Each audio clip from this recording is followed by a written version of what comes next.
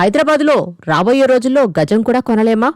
కోకాపేటలో ఎకరం ధర అత్యధికంగా 137.25 కోట్లు పలికింది. కోకాపేటలోని నియోపోలిస్ ప్రాంతంలోని సర్వే నంబర్ 17, 18లోని భూములకు వేలం నిర్వహించారు. సర్వే నంబర్ 17లోని భూమి ఎకరం 137.25 కోట్లు పలకడంతో అధికారులు అవాక్కయ్యారు. హెచ్ఎండిఏ పరిధిలోని ఖరీదైన భూములను ఆన్లైన్లో వేలం వేయడానికి ప్రభుత్వం నిర్ణయించి నోటిఫికేషన్ జారీ చేయడమే ఆలస్యం. కొనుగోలుదారులు హాట్ కేకులా భూముల్ని వేలంలో సొంతం చేసుకుంటున్నారు.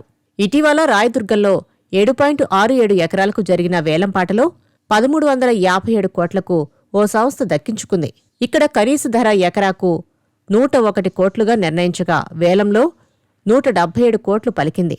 ఈ నేపథ్యంలో కోకాపేట నియోపోలిస్లోని సర్వే నంబర్ 17, 18లోని భూములను హెచ్ఎండిఏ వేలం వేసింది. ఎకరా కనీస ధర 99 కోట్లు నిర్ణయించగా అత్యధికంగా 137.25 కోట్లు పలికింది.